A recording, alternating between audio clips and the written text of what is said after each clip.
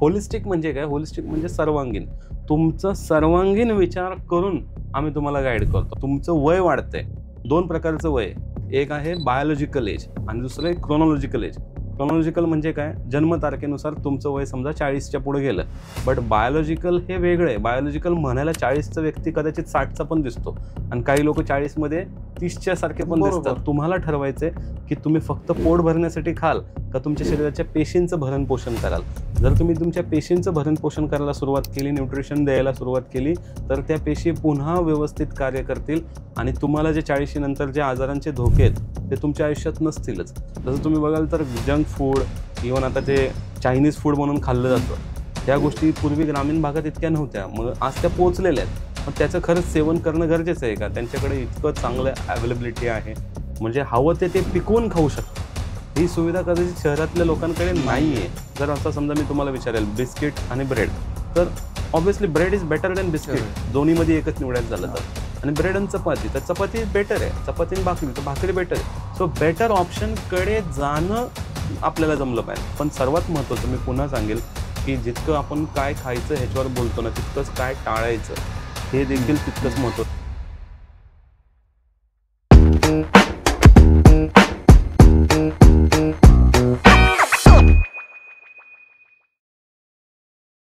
नमस्कार, मी Rohit Gaikwad, real estate coach आणि ऑथर. तुमचं स्वागत आहे नव्या कोऱ्या एपिसोडमध्ये. आज आपल्यासोबत गप्पा मारण्यासाठी आलेले आहेत प्रमोद बडिगर सर, जे होलिस्टिक हिलिंग ह्युमन या ऑर्गनायझेशनचे फाउंडर आहेत. 12 वर्षाचा प्रदीर्घ अनुभव आणि 15,000 पेक्षा जास्त लोकांसोबत त्यांनी काम केलेलं आहे. सर नमस्कार. नमस्कार सर. आपले पुन्हा एकदा स्वागत आहे. थँक्यू. मला आवडलं आपण जे काही शेअर केलं ऑफ कॅमेरा, आम्ही जे काही बोलत होतो. 1-2 मिनिटांमध्ये आपली जर्नी जाणून घ्यायला नक्की आवडेल. Yes, thank you. पहिलं तर मला पॉडकास्टला इन्व्हाइट केल्याबद्दल थँक्यू खूपच. आणि माझी जर्नी जर सांगायची झाली तर 12 वर्षापूर्वी हा प्रवास सुरू केला होता. आणि ॲक्च्युली त्याआधी मी एका आयुर्वेदिक कंपनीसोबत काम करत होतो आणि तिथल्या सरांनी मला सांगितलं होतं की भविष्यात न्यूट्रिशनचे खूप चांगले दिवस येणार आहेत. आणि जसं की ते आयुर्वेदामध्ये काम करत होते, तर ते म्हटले की आपण न्यूट्रिशन आणि आयुर्वेदाचं कॉम्बिनेशन करून काही बनवूयात. तर तू काही करून एक न्यूट्रिशनमध्ये थोडं इंटरेस्ट घे, न्यूट्रिशनकडे थोडंसं अभ्यासाच्या दृष्टीने बघ. आणि त्यावेळेस मी जसं पुण्यात खूप पॉप्युलर K11 भरपूर लोकांना माहिती आहे आणि K11 प्रचंड म्हणजे मी K11मध्ये त्यावेळेस पण न्यूट्रिशन कंप्लीट केलं. ते स्पोर्ट्स न्यूट्रिशन होतं आणि परत मी त्याला अपग्रेड पण केलं ह्युमन परफॉर्मन्स न्यूट्रिशनमध्ये. आता तो प्रवास जो माझा तिथे सुरू झाला होता, म्हणजे एक बाबा ठीक आहे ॲडिशनल काहीतरी शिकू म्हणून, आणि माझा इतका इंटरेस्ट वाढत गेला की तो दिवस आहे तिथपासून मी मग नंतर न्यूट्रिशन बाबतीत दरवर्षी माझं नॉलेज अपग्रेड केलं. खूप सारे प्रोग्राम्स, खूप सारे सर्टिफिकेशन प्रोग्राम्स केले आणि सर्वात महत्त्वाची गोष्ट म्हणजे प्रॅक्टिकली मी 15,000 पेक्षा जास्त लोकांचं कन्सल्टेशन केलेलं आहे. ग्रेट. आणि त्यातून मी आज लोकांना एवढं गाईड केलं, अवेअर केलं आणि आज आपली स्वतःची प्रायव्हेट लिमिटेड कंपनी एस्टॅब्लिश केलेली आहे मागच्याच वर्षी. नाव आपण त्यावेळेस हिलिंग ह्युमन दिलं होतं. आता holistic healing human private limited is live. असा हा प्रवास झालेला आहे. खूप छान अनुभव आले. आता मजा कुठे येते की आपण कुठलीही गोळी, औषध काही न देता लोकांची औषध गोळ्या घालवतोय. ह्यात खूप आनंद आणि समाधान मिळतंय.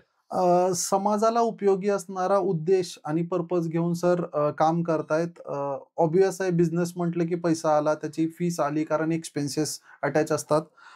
सर मला पहिला प्रश्न विचारायला आवडेल की हे नेमकं होलिस्टिक हिलिंग हा प्रकार काय आहे? कारण तुमच्या कंपनीचं नाव तेच ठेवलेलं आहे आणि मी ज्यावेळेस गुगल करत होतो त्यावेळेस वेगवेगळ्या संकल्पना वेगवेगळी लोक त्यांच्या भाषेत समजून सांगण्याचा प्रयत्न करत होते. आणि याची गरज काय आहे? जर होलिस्टिक हिलिंग अस्तित्वात आहे, तर आता मला आजपर्यंत नव्हतं माहिती ते ऑनेस्टली, तर ते त्याची गरज काय आहे समाजाला? ओके. हिलिंग म्हणजे एखादी गोष्ट बरी करणे, एखाद्या प्रॉब्लेमला मुळासकट सॉल्व्ह करणे. आणि बाहेर जर तुम्ही गेलात ना, तर काय होतं की ब्रांच वाईज अप्रोच आहे आणि तो काही चुकीचा नाही आहे, कारण ते त्यातले एक्सपर्ट आहेत. म्हणजे फॉर एक्झाम्पल डोळ्यांसाठी वेगळं काम केलं जातं, मग हार्टसाठी वेगळं आहे, किडनीसाठी. तुम्ही जर बघाल जॉइंट्स आहे, ऑर्थोपेडिक वेगळे आहेत. असे प्रत्येक ब्रांच वाईज आपल्याकडे एक्सपर्ट्स आहेत आणि जे हेल्प करतात. बट होलिस्टिक म्हणजे काय? होलिस्टिक म्हणजे सर्वांगीण. तुमचा सर्वांगीण विचार करून आम्ही तुम्हाला गाईड करतो. मग आमच्याकडे क्लायंट कोणत्याही ह्याच्यासाठी आला, भले आता आपली एक्सपर्टी डायबिटीजमध्ये आपण जास्त काम करतोय, कारण ती काळाची गरज बनत चाललेली आहे. बरोबर. पण तसं जरी असलं, तरी आपण जास्त जो जोर देतोय, तो व्यक्ती जरी डायबिटिक आलाय, तरी त्याला इतर काही चॅलेंजेस आहेत. कारण होलिस्टिक अप्रोच जर राहिला, तर म्हणजे तो सर्वांगीणरित्या त्याचा परफॉर्मन्स वाढतो. तर तो आहे अर्थ ह्या होलिस्टिकचा.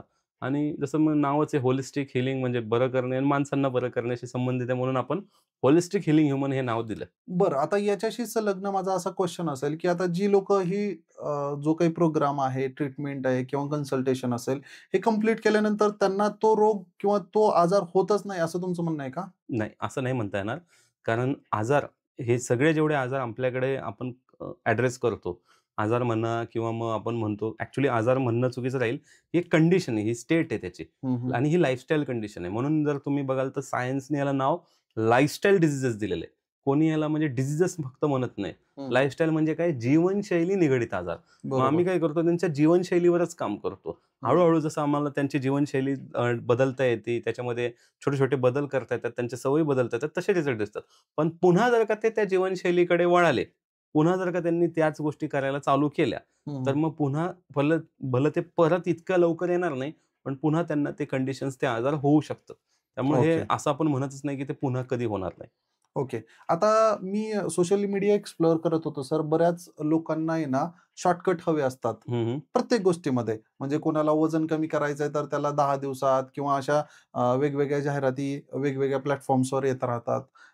काही लोकांना तारुण्य पाहिजे म्हणजे सेलिब्रिटी किंवा या लोकांना जर बघितलं तर ते प्लास्टिक सर्जरी किंवा अशा प्रकारे जातात.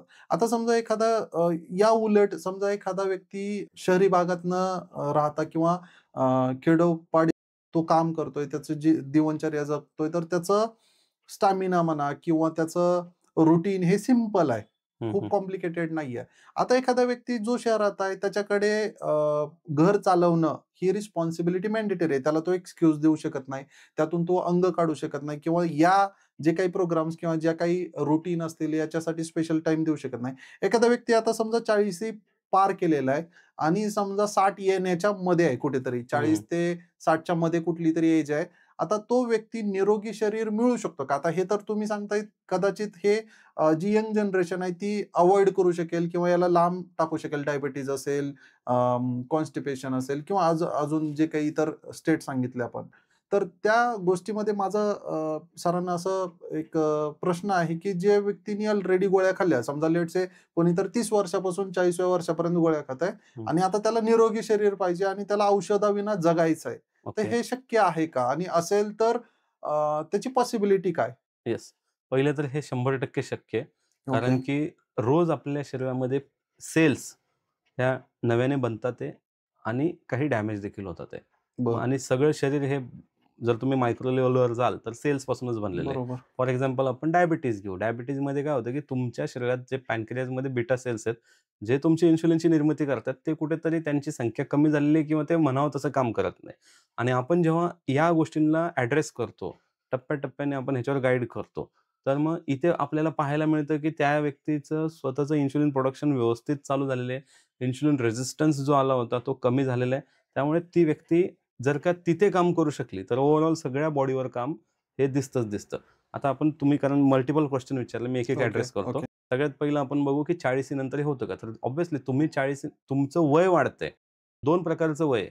एक आहे बायोलॉजिकल एज आणि दुसरं आहे क्रोनॉलॉजिकल एज. क्रोनॉलॉजिकल म्हणजे काय? जन्मतारखेनुसार तुमचं वय समजा 40च्या पुढे गेलं.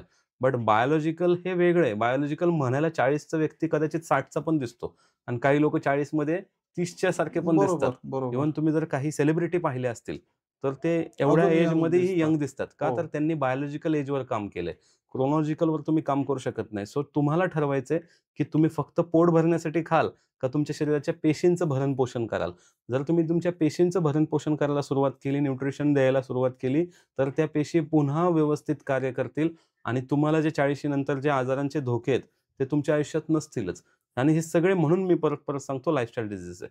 बाकी तुम्ही सांगितलं, की अजून एक प्रश्न तुम्ही विचारलात, की बाबा ग्रामीणमधल्या लोकांचं आणि आणि शहरी. शहरातल्या लोकांचं.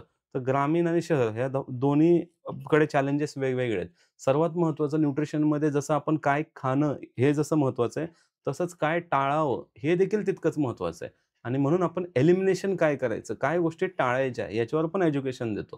कारण जी गोष्ट जर तेवढं जरी करू शकलेत लोकं, म्हणजे ग्रामीणमध्ये बरीच लोकं आहेत ज्यांना खरं तर त्या गोष्टी खाण्याची काही गरजच नाही. अननेसेसरी आपण ते फीड करत चाललोय.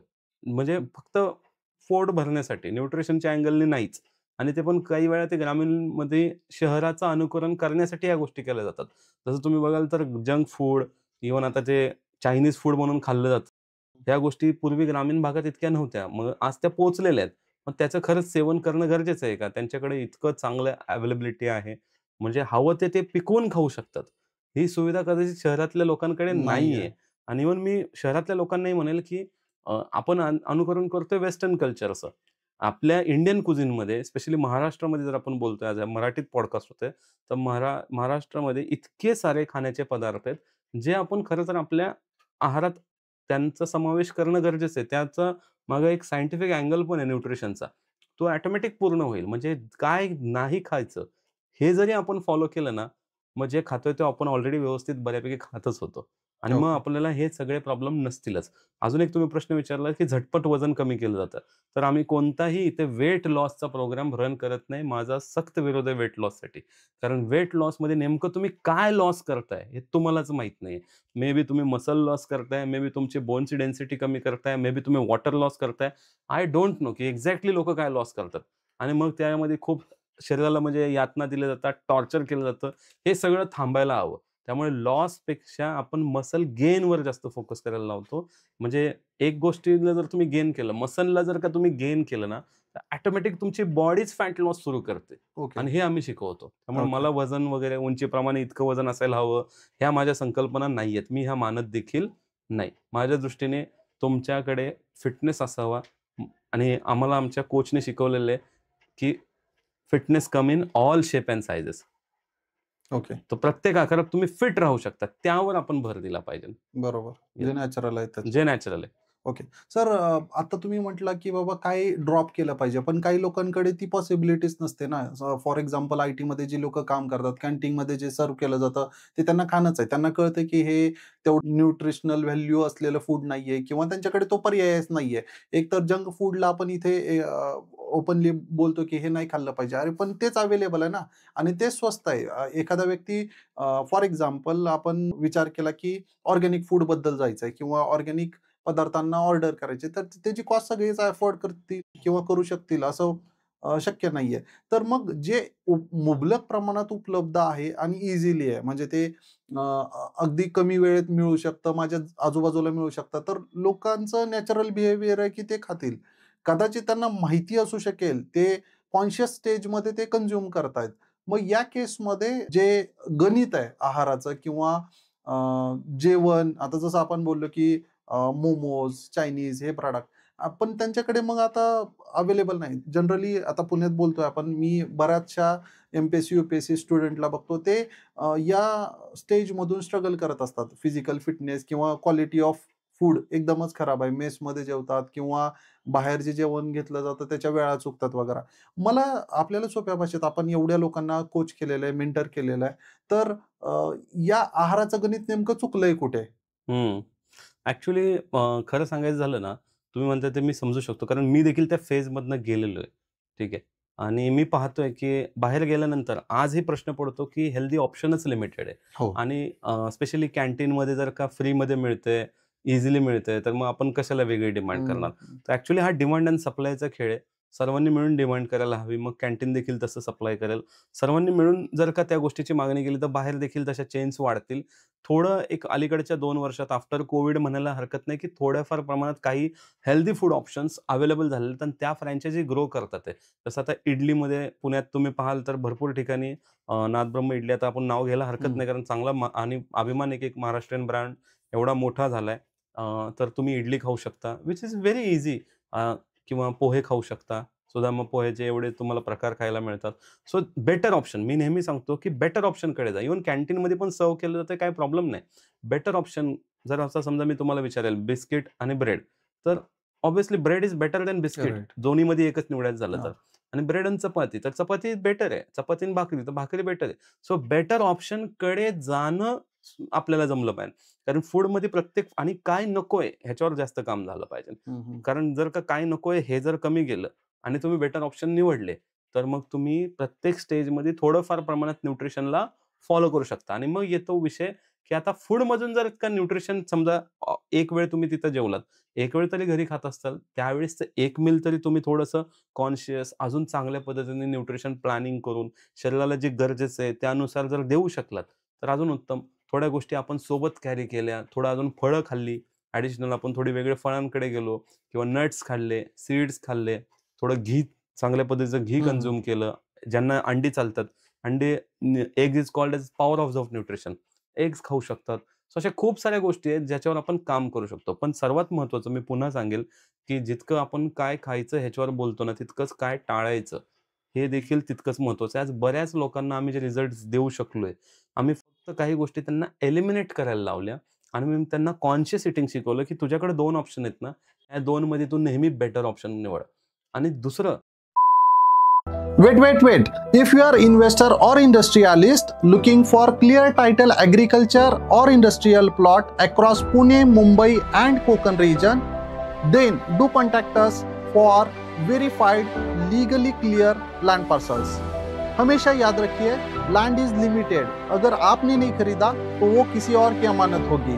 अगर आपको अपनी लैंड बेचनी है या खरीदनी है तो डिस्क्रिप्शन बॉक्स एंड कमेंट में लिंक दी है, उस पर क्लिक कीजिए, फॉर्म सबमिट कीजिए, हमारी टीम आपको कांटेक्ट करेगी. Thank you. खाणं हे जितकं महत्त्वाचं आहे, तितकं शारीरिक हालचालही महत्त्वाची आहे. We are born to move. आपण हालचाल करण्यासाठी जन्माला आलोय. बरोबर. खायचं आणि बसायचं, खायचं आणि बसायचं याऐवजी थोडंफार आपण हालचाल करायला सुरुवात केली, तर त्यातूनही खूप चांगले रिझल्ट दिसतील. त्यानंतर झोप एक असं औषध आहे, ज्याला पर्यायी जगामध्ये औषध नाही. आज कित्येक आजार हे फक्त कमी झोपल्यामुळे होतात. कमी हो. झोपलं की तुम्ही तुमच्या ब्लडमध्ये कॉर्टिसॉल वाढवता दुसऱ्या दिवशी. कॉर्टिसॉल हा स्ट्रेस हार्मोन आहे. मग तुम्ही स्ट्रेस ईटिंग करता, इमोशनल ईटिंग करता. मग त्यावेळेस तुम्हाला ते कळून येत नाही की तुम्ही कशासाठी खाताय. मग अशा खूप साऱ्या मेटाबॉलिक डिसऑर्डर्सला आपण जन्माला घालतो. असं नाही की सगळं खाण्यासंबंधित आहे. म्हणून मी म्हटलं नाही लाईफस्टाईल डिसीज ह्याच्यामध्ये झोप तितकीच महत्त्वाची आहे. ह्याच्यामध्ये तुम्ही काय खाताय तेच महत्त्वाचं आहे आणि तुम्ही खाता त्यावेळेस तुमच्या शरीरामध्ये दोन्ही bacterias, good bacteria, bad bacteria. जर तुम्ही असं सगळं जंक फूड खात असाल, अशा सगळ्या फूडला म्हणजे तुमच्या प्लॅटरमध्ये जास्त तेच जर असेल, तर तुम्ही काय करताय अनहेल्दी बॅक्टेरियाला मल्टिप्लाय व्हायला चान्स देताय. हं. ते कमी करायला हवं आणि म्हणून इथं वेगवेगळ्या पद्धतीचे आपण डाएट्स रिकमेंड करतो, चेंजेस रिकमेंड करतो, ठराविक काळासाठी रिकमेंड करतो आणि पर्सन टू पर्सन आपण कस्टमाइज चेंजेस करतो. कारण प्रत्येक व्यक्तीचा आहार हा थोडाफार प्रमाणात वेगवेगळा त्यांनी स्वतःहून करून ठेवलेला आहे. म्हणजे कोण शाकाहारी आहे. आपल्याकडे त्यात आता काही लोकं व्हेगन बनत चाललेले आहेत. हं, हं. जे की ते खरं मिल्क आणि मिल्क आणि हे पण related. खात नाहीयेत.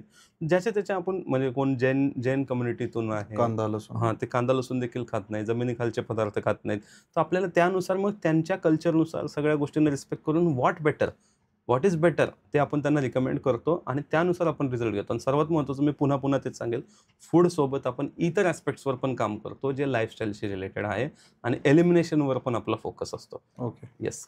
Okay sir. सरांनी एक बोलता फॉर्म्युला दिला, की पहिलं जे घटक तुमच्या थाळीमधून कमी करता येतील ते मायनस करा. म्हणजे समजा तुमच्याकडे 5 ऑप्शन्स आहेत.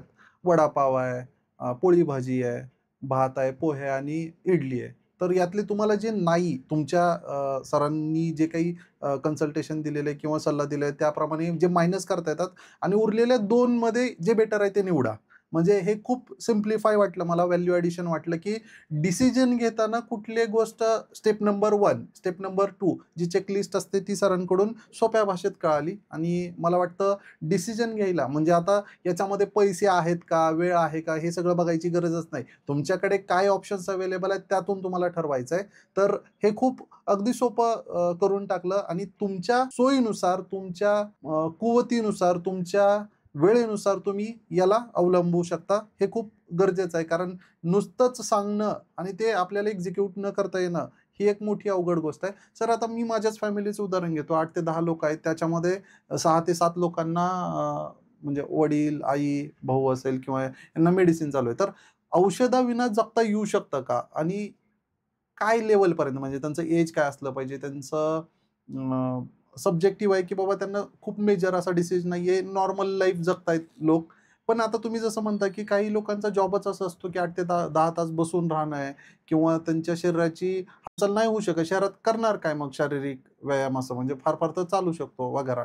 तर जे प्रॅक्टिकल प्रॉब्लेम्स आहेत ह्युमन लाईफमध्ये किंवा शहरी भागांमध्ये तर त्या केसमध्ये माझा आजचा जो पॉडकास्टचा टॉपिक आहे आपला तोच आहे, की औषधाविना जीवन. तर ते शक्य आहे का? आणि शक्य असेल तर तुमच्याकडे काही केस स्टडीज आहेत का? म्हणजे ज्याच्या बेसिसवर तुम्ही हे जस्टिफाय करू शकाल? येस. सगळ्यात पहिलं तर औषधाविना जीवन हे आता खूप असं म्हणजे कॉन्ट्रोव्हर्शियल क्वेश्चन आहे. औषधामुळे जीवन खरंच तर सुसह्य झालेलं आहे. असं नाही आहे, की औषधामुळे आपली लाईफ एक्सपेक्टन्सी पण वाढलेली आहे. तुम्ही डेटा काढून बघा स्वातंत्र्यापूर्वीचा आणि आत्ताचा, की औषधं आल्यामुळे माणसांचं आयुष्यमान वाढलेलं आहे. पण औषधांवर अवलंबित्व कमी झालं पाहिजे. म्हणजे तुम्ही डिपेंड नाही राहिलं पाहिजे. मेडिसिन आहेत. म्हणजे मी मेडिसिन बघा 2 प्रकारचे डिसीजेस आहेत. एक आहे ॲक्यूट डिसीजेस. थोड्या वेळासाठी काहीतरी झालं, तुम्हाला ताप आला. अशा सर्दी. वेळेस काय पूर्वी असे व्हायरलमध्ये काही इलाज होत नव्हते, तर अख्खं म्हणतात ना साथीच्या आजारात अख्खं गावच्या गाव बरोबर, जायचं. बरोबर. पण आज ह्या सगळ्या डिसीजेसमध्ये आपल्याला ह्या मॉडर्न मेडिसिननी हेल्प केलेली आहे. सो ॲक्यूट डिसीज आहे, टेम्पररी कंडिशन आहे. तुम्ही थोड्या काळासाठी मेडिसिन घेताय मी समजू शकतो. बट काही मेडिसिन्स तुम्ही लाईफ लाँग खाताय.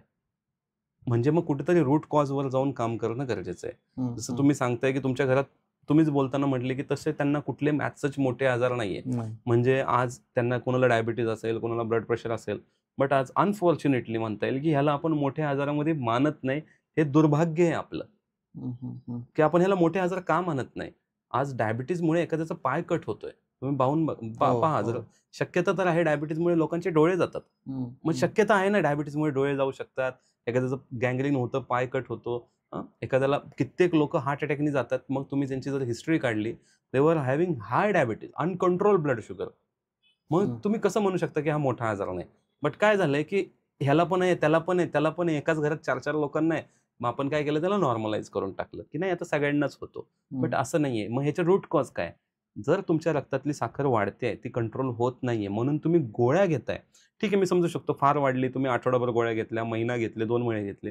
तुम्ही कायम का गोळ्या घेताय? बरं हं. ठीक आहे, आता गोळ्या घेताय म्हणजे रक्तात साखर वाढते म्हणून गोळ्या घेताय. मग रक्तात साखर वाढण्याची कारणं काय आहेत? मग बाबा तुमची झोप व्यवस्थित नाही झाली म्हणून साखर वाढली होती का? हं. तुम्ही स्ट्रेसमध्ये होता म्हणून साखर वाढली होती का? तुमच्या बॉडीमध्ये मसल्स जे आहेत, ज्याच्यामध्ये साखर जर का डिपॉझिट झाली, तर ती ब्लडमध्ये एवढी दाखवणार नाही. तर त्याचं मसल्स कमी झाल्यात. मसल्सचं रेट म्हणजे जे आपण म्हणतो कॉम्पोझिशन पाहिजे, मसल मास व्यक्तीमध्ये चांगलं पाहिजे. ते जर कॉम्पोझिशन चुकलंय म्हणून साखर वाढली आहे का? बघा ही सगळी कारणं आली. मग आला आहार. मग आहारात तुम्ही काय चुकीचं खाताय का? म्हणून साखर वाढली का? तर मी पाहतोय लोकांना, की लोकं काय करतात नाही आता डायबिटीज आहे ना, तर मग आता आपण काय करू? गोड बंद करू. हं. बरोबर. पण गोड बंद करून प्रॉब्लेम सॉल्व्ह होणार आहे का? गोड का आपण बंद करतो? कारण गोडमध्ये कार्बोहायड्रेट्स आहेत. आपण न्यूट्रिशनच्या भाषेत बोलायचं बरोबर. झालं तर. मग पोहे खा, चपाती खा, भाकरी खा, ह्यात कार्बोहायड्रेट्स नाही आहेत का? मग आता लोकं ह्याला मग वेगळ्या अर्थाने घेतील, की मग आपण सगळं बंद करायचं का? बिलकुल नाही बंद करायचं. पण कार्बोहायड्रेटमध्ये सिलेक्शन ऑफ कार्बोहायड्रेट्स. एक कार्बोहायड्रेट आहे सिंपल कार्बोहायड्रेट, जो खाल्ला की पटकन साखर वाढते. दुसरा आहे कॉम्प्लेक्स कार्बोहायड्रेट, जो खाल्ला की तुमची साखर टप्प्याटप्प्याने वाढते, स्लो रिलीज होते. हं, आणि हं. तुम्हाला पोट भरल्याचं फिलिंग येतं, तुम्ही जास्त खात नाही. तर त्याला सायंटिस्टनी ग्लायसेमिक इंडेक्स ही टर्म दिलेली आहे. ओके. ज्याच्यामध्ये जर एखाद्या पदार्थाचा ग्लायसेमिक इंडेक्स कमी असेल, तो पदार्थ जर तुम्ही निवडला, तर तो तुम्हाला डायबिटीज असणाऱ्या व्यक्तींमध्ये खूप छान पद्धतीने बाहेर पडायला मदत करतो. ओके. आणि हे आपण आधीपासून असंच खात होतो. पण हे केलंय फास्ट फूड, जंक फूड किंवा आपण असं म्हणू की आपल्या सोयीनुसार थोडंसं शॉर्टकट. पॅकेट फूडकडे आपण वळलो, प्रोसेस फूडकडे वळलो आणि मग आपण फक्त पोट भरण्यासाठी खाल्लं, ना की आपल्या सेल्सचं न्यूट्रिशनसाठी, ना की आपल्या शरीराच्या न्यूट्रिशनसाठी खाल्लं. यामुळे हे आजार आहेत. म्हणजे आम्हाला जेव्हा न्यूट्रिशन शिकवलं जातं ना, तर आम्हाला diabetes, blood pressure, thyroid, PCOD, PCOS हे सगळे आजार म्हणून शिकवलेच जात नाहीत. हे सगळे लाईफस्टाईल कंडिशन आणि न्यूट्रिशन डेफिशियन्सी म्हणून सांगितलं जातं. ओके. जर ह्या 2 गोष्टीवर काम केलं आपण, तर हे आजार एक्झिस्टच करत नाही. ओके. आणि हेच आपण आज लोकांना दाखवलेलं आहे, आपल्या 90 डेजच्या फ्रेमवर्कमध्ये, की हळू-हळू लोकांचं इन्शुलिन बंद होतंय, हळू-हळू लोकांचं गोळ्या बंद होतात आणि असे आपल्याकडे आज हजारो केस स्टडीज, जो तुम्ही केस स्टडीजचा प्रश्न हं, विचारला. हं, हं. उलट मी म्हणतो, की जे खाऊन जर तुमच्या रक्तात साखर वाढणार नाहीये, म्हणजे एकीकडे साखर वाढत नाही, दुसरीकडे काय होतं, की इन्शुलिनचं प्रोडक्शन कमी झालंय. आता इन्शुलिन बनण्यासाठी सगळ्यात महत्त्वाचा न्यूट्रिएंट कोणता आहे? तर प्रोटीन. म्हणजे मी तुमच्या आहारामध्ये प्रोटीन वाढवला. बघा मी आता इथे सिंपल 3 स्टेपमध्ये मी डायबिटीजचं एक्सप्लेनेशन देतोय. मी तुमच्या आहारामध्ये काय वाढवलं? प्रोटीन वाढवलं, ज्यामुळे इन्शुलिनचं प्रोडक्शन वाढलं. बरोबर. मी तुमच्या लाईफस्टाईलमध्ये चेंजेस केले आणि हळू-हळू तुम्हाला थोडंसं मसल वाढवायला शिकवलं. स्ट्रेंथ ट्रेनिंग थोडं हेल्पफुल केलं, ज्यामुळे तुमच्या रक्तात साखर वाढली, तर बरीचशी ती मसलमध्ये डिपॉझिट होते. आणि तिसरं, मी तुमच्या डाएटमध्ये अशा गोष्टींवर काम केलं, की ज्यामुळे तुमची रक्तात साखर एवढी वाढणारच नाही. आता मला सांगा, तुम्हाला गोळ्या घ्यायची गरज पडेल का? सगळं रेग्युलेट झालेलं आहे जागेवर. सगळं जागेवर आलं. हो. आणि हे आणणं गरजेचं आहे. नाही आणलं तर तुम्ही मेडिसिनच्या ट्रॅपमध्ये अडकलात, जे तुम्हाला सर्जरीकडे घेऊन जाणार आहे. फक्त अनफॉर्च्युनेटली ती सर्जरी कोणच प्रेडिक्ट करू शकत नाही कशाची असेल, कारण बरोबर. तुमच्या बॉडीचा विकेस्ट ऑर्गन डायबिटीज मध्ये जातो. मग ओके. जे वीक आहे त्याच्यावर अटॅक करणार ते. बरोबर. येस. बरोबर. खूप सोप्या आणि सुंदर पद्धतीने सरांनी एक्सप्लेन केलं. म्हणजे खरंच ही जी संकल्पना आहे किंवा आपण ज्याला फक्त एक इमॅजिनरी गोष्ट म्हणू शकतो, ती अस्तित्वात येणं पण, आणि सरांच्या ज्या काही प्रोग्राम्समधून फीडबॅक्स आहेत ते यूट्यूब चॅनलवर अवेलेबल आहेत. आम्ही त्याची लिंक देतोय. तुम्ही पहिले रिव्ह्यूज बघा, लोकांची म्हणणं ऐका, त्यांची मतं ऐका, त्यांचे फीडबॅक ऐका, आणि त्यानंतर मग तुम्ही जर गरज वाटत असेल, तुम्हाला काही सल्ला हवा असेल, मार्गदर्शन हवं असेल, तर सरांना कॉन्टॅक्ट करू शकता. सर, माझा पुढचा प्रश्न वजन कमी करणं या बाबतीत आहे. जसं आपण ऑफ कॅमेरा बोलत होतो, तुम्ही म्हटले की नेमकं कमी काय होतं हे कोणालाच माहीत नाही. माझे मसल्स कमी होत आहेत. बऱ्याच पावडर्स आणि गोळ्या लोक वजन कमी करण्यासाठी देतात. आपण ब्रँडचं नाव नको घ्यायला. पण मग हा एक मेजर ऑडियन्स आहे. जिममध्ये जाणारे लोक असतात, ती पावडर खाऊन जाड होतात. पण नंतर ज्यावेळेस पावडर बंद होते त्यावेळेस एकदमच सडनच, आता माझ्याकडे ते एक म्हणजे खूप क्लोज नव्हते, पण तो व्यक्ती उठण्या बसण्यात होता. म्हणजे बघितलं होतं मी त्यांना एकाच ठिकाणी राहत असल्यामुळे. त्या व्यक्तीनं खूप गेन केलं, मसल्स दिसतायत, हो, ॲप्स आहेत. नंतर त्यानं पावडर बंद केलं समहाऊ, कदाचित पैशाची अडचण किंवा याच्यामुळे, आणि नंतर तो रेग्युलर याच्यामध्ये आला. पण नंतर तो इतका डाऊन झाला की त्याला कुठला तरी गंभीर आजार आहे असं वाटायला लागलं. म्हणजे त्याच्या बॉडीवरून अगदी हाडच दिसत होती. तर आता जी लोक वजन कमी करतायत किंवा वेगवेगळे प्रोग्राम्स अटेंड करतायत, त्यांना काय कळणार की माझ्या बॉडीतलं मध्ये काय कमी होतंय? म्हणजे वर मी कमी होताना दिसतोय साईज, किंवा एखादा टूल किंवा डिव्हाइस दाखवत असेल, तुम्ही 65 ला होते 60 ला आले, आपण 5 किलो मध्ये गेलं काय, हे कसं कळणार? किंवा याचा काही ठोकताळा आहे का आपल्याकडे? येस. सोपं आहे. वजन कमी करताना तुम्ही इंचेस मेजर करा. म्हणजे पहिलं तर वजन कमी करायचंय का तुम्हाला, ह्याची कारणं शोधा. खरंच तुम्हाला काही आजार आहेत, खरंच काही तुमचा त्रास आहे, एकदा ब्लड टेस्ट करून घ्या सगळ्या. बऱ्याचदा काय होतं, ब्लड टेस्ट करा, स्वतःला काही फिटनेस टेस्ट करा. खरंच तुम्हाला काही जाणवतंय का? कारण मी तुम्हाला सांगतो, आता तुमच्या दृष्टीने मी तुम्हालाच विचारतो, 100 किलोचा व्यक्ती तुमच्या दृष्टीने काय वाटतंय तुम्हाला? नाही, कसा आता असेल? ते डिपेंड आहे ना. मी हे मागे एकदा ऐकलं होतं की सलमान खान 100 किलोचा आहे, आणि एक सिंगर होते कुठले तरी, ते 100 किलोचे आहे, आणि दोघांची तुलना. मग हे सलमान खान खूप मसल दिसतायत हां. म्हणून निरोगी आहेत ते, आणि याच्याकडे खूप जास्त चरबी आहे म्हणून ते आजारी आहे. म्हणजे आजारी 100 आहे. किलोमध्ये काय दडलंय? तुम्ही हां. एक्सप्लेनेशन खूप छान दिलं. म्हणजे फक्त 100 किलो वजन आहे किंवा उंचीप्रमाणे एवढं वजन, ही संकल्पना मी मानतच नाही. कारण ओके. नुसतं ती एक पॅरामीटर झालं ना, त्याच्यावर आपण कसं ठरवू शकतो की उंचीप्रमाणे एवढं वजन पाहिजे. त्यापेक्षा तुम्ही मेजरमेंट्स घ्या. पोटाचा घेर तुमचा जर का म्हणजे पोटाचा घेर मोजताना तुम्हाला प्रॉपर इथे हात ठेवायचा हिप बोनच्या इथे, आणि असं बरोबर पुढे आणायचं आहे. जर हा घेर जो आहे तुमचा, हा जर का तुमचा 34-36च्या रेंजमध्ये असेल, तर तुम्ही हेल्दी आहात. आणि मग तुमचा जर का 40, 42, 45 अशा पद्धतीने वाढत चाललाय, तर तुम्ही टार्गेट घ्या की मला हा घेर कमी करायचा आहे. मला पोटाचा घेर कमी करण्यावर लक्ष द्यायचंय. मग म्हणजे डू वन थिंग फॉर्म्युलाप्रमाणे एकच गोष्ट करा, मग बाकीच्या गोष्टी ऑटोमॅटिक कमी होणार. आता हे करताना मग काय करायचं? मग वजन काट्यावर आपलं फॉर्मॅलिटी म्हणून वजन चेक करा. आम्ही आमच्या प्रत्येक क्लायंटला सांगतो, मला वीकली मेजरमेंट आलेले पाहिजेत. पोटाचा घेर आला पाहिजे. आम्ही सगळीकडचे मेजरमेंट सांगतो. आमचे काही पॅरामीटर्स आहेत त्यानुसार.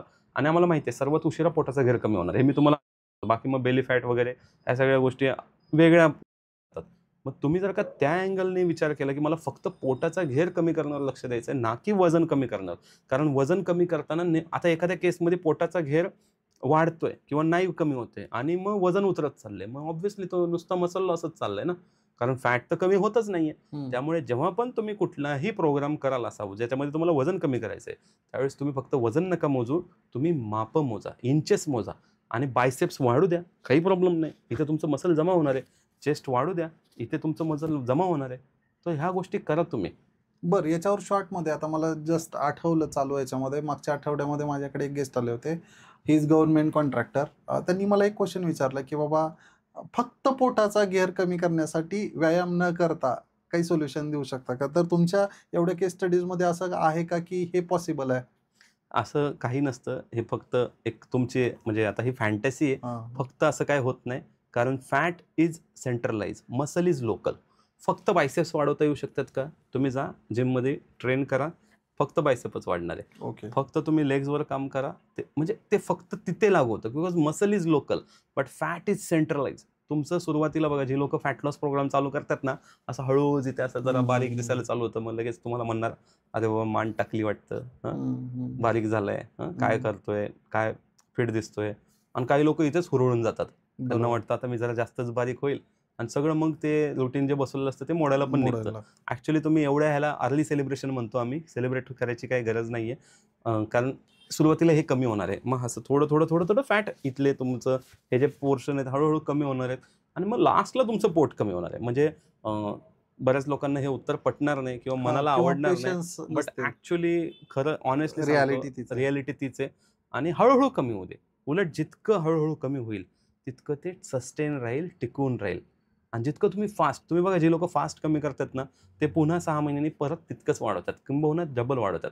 आणि कमी करताना त्यांनी मसल घालवलेले, बोन डेन्सिटी कमी करून घेतलेली, आणि वाढताना ते बऱ्याचदा फॅट, म्हणजे याला म्हणतो आम्ही बॉडी कॉम्पोजिशन शिफ्ट झालं कदाचित. आणि मग त्यांना वेगवेगळे आजार होतात. त्याच्यामध्ये गुडघेदुखी कॉमन आहे, कंबरदुखी कॉमन आहे, बॅड गट हेल्थ, पोट खराब होऊन जातं. पूर्वी मग तेच म्हणतात, पूर्वी मला सगळं पचत होतं, आणि तुम्ही टॉर्चर केलं ना बॉडीला, बरोबर, तर टॉर्चर नका करू.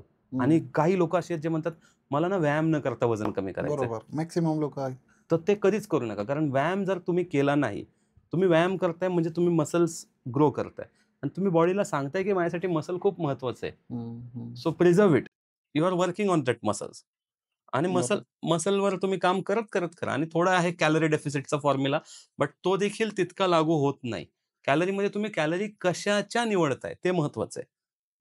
तुम्ही जर अशा कॅलरी खाताय ज्याचं फंक्शन आहे बॉडीमध्ये, तर कदाचित ते जास्त हेल्प करू. फक्त तिथे मॉडरेशनचा रूल काम करतो. आता हे सगळं मी माझ्या प्रोग्राममध्ये, वर्कशॉपमध्ये, आपल्याकडे 12 वीक किचन ट्रान्सफॉर्मेशन प्रोग्राम आहे, त्याच्यामधून आपण हे स्टेप बाय स्टेप एक्सप्लेन करतो. सगळ्याच प्रॉब्लेमवर आपण टप्प्याटप्प्याने शिकवतो. मी आपली वेबसाईट गो थ्रू करत होतो त्यावेळेस मला असं लक्षात आलं की स्किन रिलेटेड आपल्याकडे काही प्रोग्राम्स आहे किंवा काही स्पेसिफिक मॉड्यूल असू शकेल. आता मॅक्सिमम जी युथ जनरेशन आहे किंवा यंग लोक आहेत त्यांच्याकडे कॉस्मेटिक हा भयानक प्रकार आहे. म्हणजे मी ते खूप क्लोजली ऑब्झर्व केले तर 10 लोक जर 10 फिमेल कॅन्डिडेट उभा केले तर 10 लोकांचे प्रॉडक्ट्स 10 वेगवेगळे आहेत आणि ते काय लेवलला वापरतात आता त्याची आपण म्हणजे अंदाज पण नाही बांधू शकत. तर समजा एखादा निरोगी स्किन म्हणजे सुंदर म्हणू शकत नाही मी त्याला, पण निरोगी म्हणजे सतेज, ज्याला बघून आपल्याला फ्रेश वाटेल किंवा स्वतः त्या व्यक्तीला, कारण आपल्या बॉडी पार्टमध्ये सगळ्यात पहिलं कोणाचंही लक्ष जातं चेहऱ्याकडे जातं. तर तो चेहरा निरोगी असेल आणि म्हणजे हे जे डाग, पिंपल्स किंवा जे काळे चट्टे असतात, पांढरे चट्टे असतात, हो, तर हे न येण्यासाठी किंवा याला अवॉइड करण्यासाठी जी यंग जनरेशन आहे, जी आता सध्या तारुण्यात पदार्पण करते, तर हे आहाराने जे काही तुमच्या वेबसाईटवर लिहिलंय ते पॉसिबल आहे का? आणि असेल तर ते कसं? हो. बघा, skin is the largest organ of the body, आणि जे तुमच्या पोटात आहे ना तेच तुमच्या चेहऱ्यावर दिसतं. बरोबर. हां, म्हणजे तुमचं पोट हा तुमचा चेहरा हा तुमच्या पोटाचा आरसा आहे. जर पोटात चुकीच्या गोष्टी गेल्या ना, तर त्याच्या चेहऱ्यावर खराब दिसणारच तुम्हाला. आणि बघा तुम्ही इव्हन ज्याचं एखाद्याचं पोट व्यवस्थित नसेल ना, तर त्याच्या चेहऱ्यावर वेगळेच एक्सप्रेशन असतात. कायम तणाव वगैरे. मग पोटाचं आणि तुमच्या तसं स्किनचं खूप डीप कनेक्शन आहे, खूप क्लोज रिलेशन आहे. मग ज्याची गट हेल्थ चांगली ना, त्याची स्किन हेल्थ ऑटोमॅटिकली डेव्हलप होते. आणि ऑब्व्हियसली तर न्यूट्रिशनचा सपोर्ट करतो. मी काही कुठल्या कॉस्मेटिक वापरण्याच्या विरोधात नाही, पण एक मराठीत म्हण आहे, "आडत नाही तर पोरेत कुठून." म्हणजे तुम्हाला जास्त करून फक्त आतून पण काम करावं लागणार आहे. आतून जर हेल्दी गोष्टी खात असाल, आतून जर सगळं चांगलं देत असाल, तर मग तुम्हाला इतकं चांगला चेहऱ्यावर ग्लो दिसतो. म्हणजे आणि मी तर सांगेल, की ज्यांना असं वाटतं ना, की एजिंग, आपण तर रिव्हर्स एजिंगवर पण चांगल्या पद्धतीने गाईड करू शकतो. म्हणजे मी तर चॅलेंजेस देतो. 1 वर्ष मी सांगतो तशा पद्धतीने जर तुम्ही केलं, तुम्ही 10 वर्ष जुना फोटो काढून बघायचा, तुम्ही 10 वर्ष यंग दिसाल. हां, आणि हे मी नाही करत आहे, तुम्हीच करताय. मी फक्त तुम्हाला इन्स्ट्रक्शन देतोय आणि गाईड करतोय, आणि it happens because you are working on that thing. तुम्ही काम करताय त्याच्यावर, आणि आता थोडं अवेअरनेस आलाय, आणि असे खूप उदाहरण आहेत. तुम्ही इव्हन सेलिब्रिटीज बघा, तुम्हाला ते बेस्ट, आता त्यांना त्यासाठी पैसे दिले जातात. नॉट ओन्ली सेलिब्रिटी, आमचे क्लायंट्स भेटा. आमच्या क्लायंट्सला तुम्ही भेटाल 60s मध्ये, तुम्ही अंदाजच नाही लावणार हे एवढे कसे काय ग्लो करतात ते. 60 असेल, 55 असेल, बिकॉज हे काम करतं. But it it take time. असं नाही की तुम्ही लगेच तूप खाल्लं की जसं आपण म्हणतो उद्याच रूप येत नाही, तसं ते कनेक्टेड आहे. बट हां, पोटाचा न्यूट्रिशनचा म्हणजे न्यूट्रिशन आणि स्किनचा खूप डीप संबंध आहे.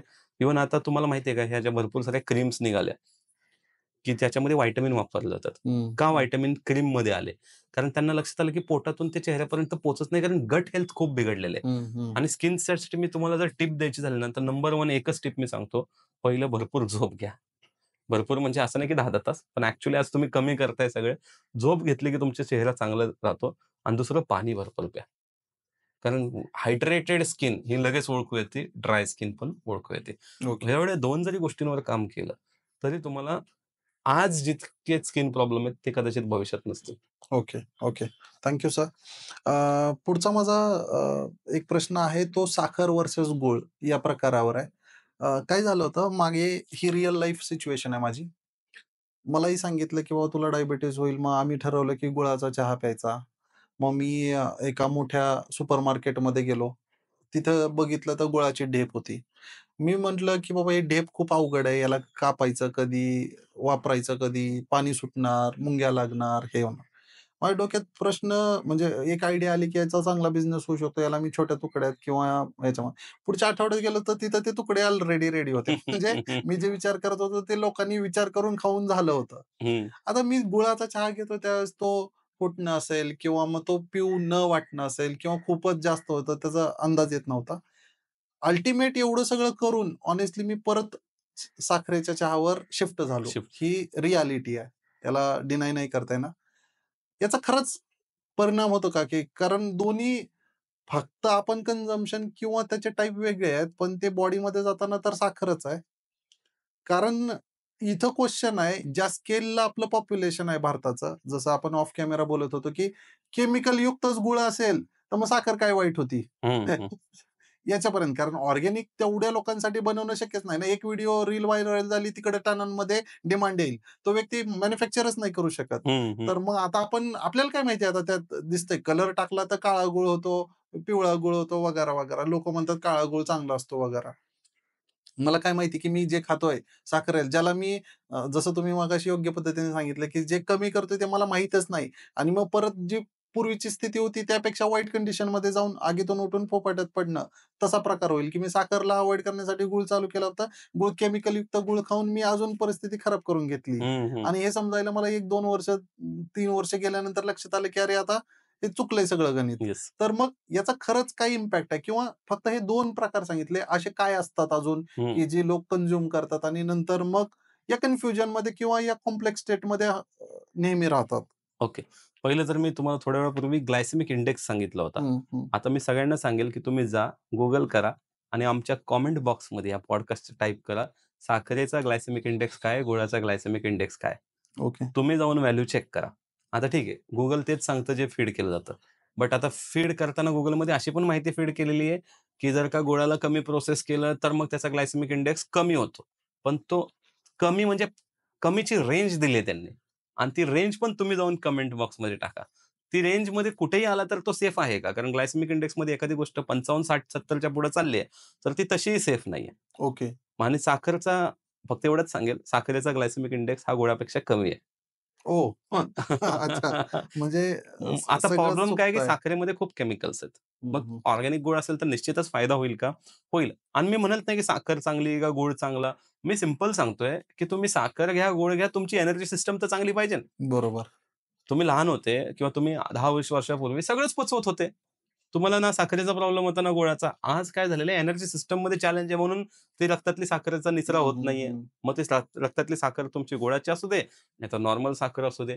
निचरा होत नाही म्हणून समस्या आहे. म्हणून ब्लडमध्ये शुगर वाढते. पण हॉनेस्टली जर मी तुम्हाला उत्तर द्यायचं झालं, तर चहा मुळात खरं पिण्याची गरज आहे का? चहामध्ये अँटी न्यूट्रिएंट आहेत खूप सारे. मग असे अँटी न्यूट्रिएंट जर का तुम्ही घ्यायला गेलात, तर मग ते तुम्ही जे पोषण देताय शरीराला, त्यातलं ॲब्सॉर्ब व्हायला त्रास देतात आणि हवं तर हे सायंटिफिकली प्रूव्हन आहे. तुम्ही स्वतः जाऊन ह्याचा रिसर्च करू शकता. मी कुठलीही गोष्ट मनाची बोलत नाहीये. कारण मी चहा नको म्हटलं तर माझं खूप सारं ट्रोलिंग होऊ शकतं. बट मी बरोबर. सिंपल हां. सांगेल, की तुम्ही ठरवा. तुमच्या बॉडीला जे गरजेचं आहे ना, ते तुम्ही द्या. तुम्हाला वाटतंय का चहा गरजेचा आहे, द्या. पण मी जर तुम्हाला काही पर्याय दिले, 1 आठवडा, 2 आठवडे करून तर बघा. काही इन्फ्युज वॉटर घ्या. जसं जीरा वॉटर आहे, सोफ वॉटर आहे, अजवाईन वॉटर आहे, मेथी सीड वॉटर आहे. ह्याला आपण इन्फ्युज वॉटर म्हणतो. असे प्रकार तुम्ही घेऊन बघा. कारण अवलंबित्व कशावरही नको. स्टिम्युलंट पाहिजेत कशाला? मग कोणाला चहा पाहिजे आणि आत्ताच्या जनरेशनला कॉफी पाहिजे. हे स्टिम्युलंट आहे. तुम्ही स्टिम्युलंटवर डिपेंड राहायलाच नको एनर्जीसाठी. बरोबर. म्हणजे माझ्या दृष्टीने साखर, गूळ हे असं डिबेट आहे, की मग मी सिगारेट ओढू का बिडी ओढू? राइट. हां, म्हणजे असं डिबेट आहे. मग मी दारूमध्ये हा प्रकार घेऊ का तो प्रकार घेऊ? बरोबर. म्हणजे मी काय सांगू त्याच्यामध्ये? माझं हॉनेस्ट ओपिनियन हेच आहे, की आणि मी तर हे दोन्ही तुम्ही टाकणार कशामध्ये? चहा. आज सुदैवाने इतकी प्रगती केलेली आहे सायन्सने, की आपण असे पदार्थ शोधून काढलेत, ज्याच्यामध्ये ग्लायसेमिक इंडेक्स तुमचा 0 दिसेल, किंबहुना इन्शुलिन स्पाइक होणार नाही, ज्याच्यामध्ये स्टिविया आहे, मॉन्क फ्रूट आहे आणि हे खूप पॉप्युलर होतात ते. आणि ह्याचा वापर करतात लोकं, जर त्यांना खरंच ती प्यायची इच्छा असेल तर. पण नुसतं ते स्टिविया, मॉन्क फ्रूट टाकून पण चालणार नाही, कारण मुळात तुम्हाला चहामध्ये अँटी न्यूट्रिएंट क्वालिटीज आहेत आणि हे पण सिद्ध झालेलं आहे, की म्हणून सांगताना असं सांगतात, की चहा अशा वेळी प्या. सकाळी उपाशीपोटी पिऊ नका. जेवणाच्या 1 तास अगोदर घेऊ नका. जेवणाच्या 2 तासानंतर घेऊ नका. मग आता राहतो कुठं वेळ चहा घ्यायला? हं, हं. मग बरोबर, घेताच कशाला? आपल्याकडे बरोबर. ताक प्या, नारळ पाणी प्या. ठीक आहे, तर नारळ पाणी म्हटलं की लोकं म्हणतील किती महाग आहे. पण हो. ताक तर स्वस्त आहे.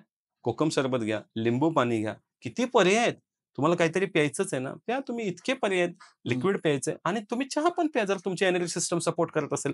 मला काहीच प्रॉब्लेम नाही तुमच्या चहाबद्दल. जर तुमचा चहा पिल्यानंतर तुम्हाला काही चॅलेंजेस येत नाहीये, एनर्जी सिस्टम तुमची चांगली करते काम, तर बिनधास्त चहा प्या. पण चहा पिताना मग तुम्हाला कशाला पाहिजे ना अजून इतर पदार्थ जे तुमच्या गट हेल्थला बिघडवतील. कारण हं, चहाबरोबर हं. कित्येक बेकरी प्रॉडक्ट्स खाल्ले जातात. बरोबर. मग ते तुमच्या गट हेल्थचं फूड आहे आणि ते पण बॅड बॅक्टेरियाचं. हवं तर हे पण तुम्ही रिसर्च करा. आता Google करण्याऐवजी हा मी थोडं सांगेल सगळ्यांनी कमेंट बॉक्समध्ये जा. आज परत जण ChatGPT वापरतात. जाऊन ChatGPTला विचारा, की बेकरी प्रॉडक्ट्स कुठल्या बॅक्टेरियाला हील करतात आणि ते बॅक्टेरियाची नावं तुम्ही येऊन कमेंटमध्ये टाका. की कुठला बॅक्टेरिया फीड होतो जेव्हा तुम्ही बेकरी प्रॉडक्ट्स खाता किंवा सोप्या शब्दात मैदा खाल्ल्यानंतर पोटामध्ये कुठला बॅक्टेरिया मल्टिप्लाय होतो, जो बॅड बॅक्टेरिया त्याचं नाव तुम्ही येऊन कमेंट बॉक्समध्ये टाका. मग तुम्हाला रिसर्च होईल आणि बाकी सगळ्यांना प्रेरणा मिळेल, की काय घडतंय आज आणि मग तुम्हीच ठरवा हे खाल्लं पाहिजे का नाही खाल्लं पाहिजे. Okay. Thank you for wonderful answer. Hope की सगळ्यांना व्हॅल्यू मिळत असेल. ज्या गोष्टी खूप साऱ्या कन्फ्यूज स्टेटमध्ये आहेत, त्याची क्लॅरिटी तुम्हाला मिळत असेल. जर सरांबरोबर अजून जास्त काही गप्पा करायच्या असतील, तर आपल्याला पार्ट 2 करणं गरजेचं आहे. जर तुमचा रिस्पॉन्स चांगला आला, कमेंट्स आल्या, तुमच्या प्रतिक्रिया आल्या, तर नक्कीच आम्ही सरांना परत एकदा रिक्वेस्ट करू पार्ट 2 साठी. माझा पुढचा प्रश्न असा असेल सर, की जे कॉन्स्टिपेशन आहे, जसं तुम्ही सांगितलं, की पोट हे आपल्या शरीराचं इंजिन आहे असं समजू. की ते नीट असेल तर मग सगळ्या गोष्टी आपोआप ऑटोमॅटिकली इम्प्रूव्ह होणार आहेत. मी म्हणेल की सगळंच चांगलं नाहीये, पण इम्प्रूव्ह होतील त्या कंडिशनमध्ये. तर आता हे जे कॉन्स्टिपेशनचे आजार आहेत हे खाण्यामुळे आहेत. आता हे ऑलरेडी एखाद्याचं खराब असेल किंवा तो 5-10 वर्षापासून त्याच गोष्टी रिपिटेटिव्ह वेने करत असेल, त्याच पद्धतीचं जेवण. आता हे स्टुडंट लाईफमध्ये आपण फ्रिक्वेंटली बघतो. डिग्री 5 वर्षाची त्याला मेसमधलं जेवण 5 वर्ष खाणंच आहे आणि परत आपण त्याला नाही म्हणू शकत, की तू खराब करून घेतलंय ना आता मग परत म्हणजे हे एकाच नाण्याच्या 2 बाजू आहेत असं आपण हं, म्हणू हं. शकतो. तर त्या केसमध्ये याच्यावर कसं सोल्युशन किंवा उपाय करता येऊ शकेल किंवा काही नॉमिनल 2-3 स्टेप्स असतील ज्याची त्यांनी जर काळजी घेतली तर तो मायनसमध्ये, लॉसमध्ये नाही जाणार. आहे तिथून तो इम्प्रूव्ह करू अगदी, शकेल. अगदी. कॉन्स्टिपेशन इतका मोठा प्रॉब्लेम आहे, की तो कॅन्सरपर्यंत जाऊन एंड होऊ शकतो. हो. हां. कारण सुरुवात होती पोटाच्या प्रॉब्लेमपासून आणि मग हे सगळे वेगवेगळे आजार सुरू होतात. त्यामुळे तुम्ही खूप महत्त्वाचा प्रश्न विचारलाय आणि अलीकडे खूप लोकं ह्यातून सफर करतात आणि मग हे शोधतात शॉर्टकट. मग हे राइट. घेतात लॅक्झेटिव्ह. हे चूर्ण हं, घे, हं, ते हं. काढा घे, अमुक कर, तमुक कर आणि मग सुरुवातीला तुम्ही ते चूर्ण घ्या, काढा घ्या. इतकं म्हणजे त्यांचं पोट मोकळं होतं.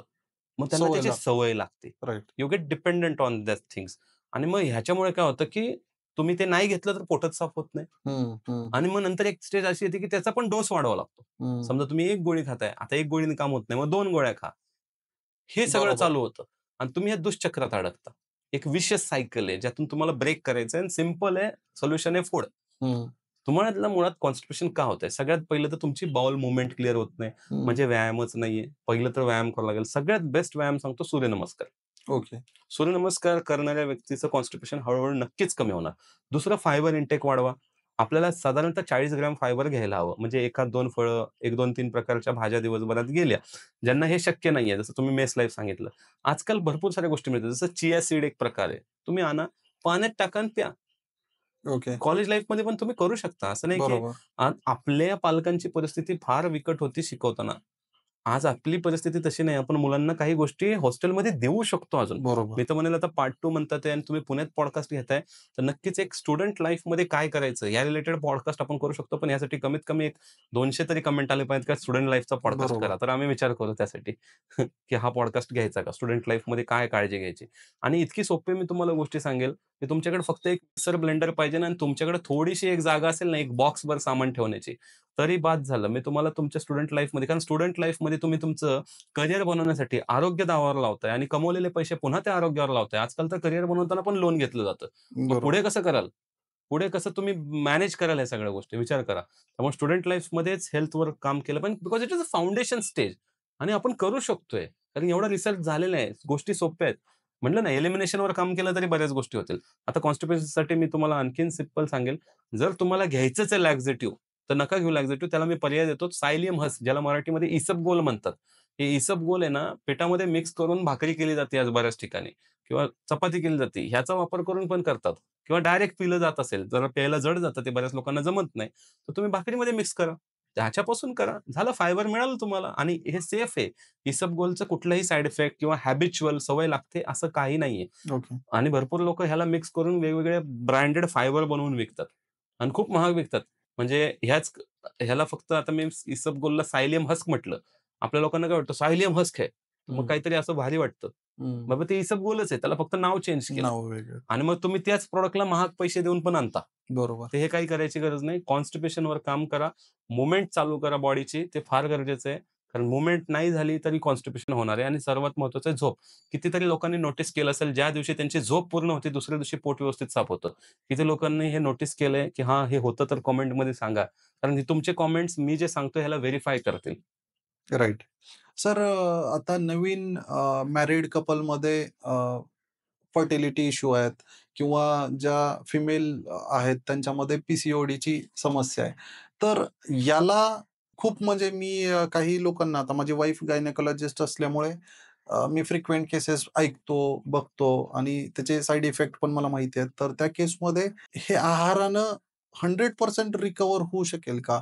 किंवा काय पॉसिबिलिटी आहे? तुमच्याकडे अशा काही केसेस आलेल्या आहेत का? हो, खूप आलेत आणि बद्दल मी पहिलं बोलेल. पी-सी-ओ-एसमध्ये ॲक्चुअली बघायला गेलं तर ओव्हरीजमध्ये सिस्ट क्रिएट होतात आणि हे बबल्स आहेत क्लिअर आणि ह्याचं कारण आहे की स्ट्रेस हार्मोन कॉर्टिसॉल आणि अशीच anatomy.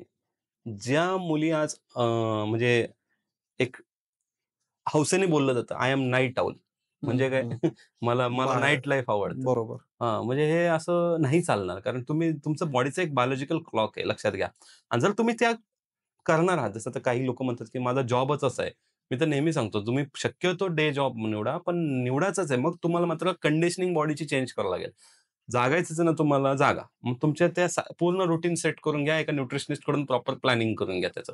पी-सी-ओ-एसमध्ये totally it is reversible and modern medicine उलट इथं फेल होतंय. सपोर्ट पण तेवढा होत नाही. कारण आता ठीक आहे, आता काही अजून थोडेसे काही फॉर्म्युलेशन नवीन चांगले आलेत, जे मॉडर्न मेडिसिनमधले हेल्प करतात पी-सी-ओ-एसच्या केसमध्ये. बट परत समजून घ्या, it is a lifestyle disorder.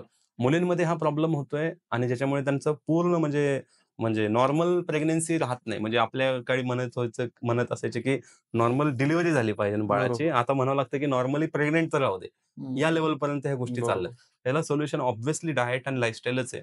Nutrition आणि लाईफस्टाईलवर जर काम केलं, तर ह्या प्रॉब्लेमला आपण सॉल्व्ह करू शकतो. आणि इन्फर्टिलिटी जर तुम्ही सांगितलं, की इन्फर्टिलिटी म्हणजे आज जो सेक्स हार्मोन आहे, ह्याचा प्रिकर्सर आहे कोलेस्टेरॉल आणि लोकं कोलेस्टेरॉललाच घाबरत चाललेले आहेत. हं. कोलेस्टेरॉल थोडं इकडे-तिकडे झालं, की घाबरतात. Actually we are not having healthy cholesterol in our diet.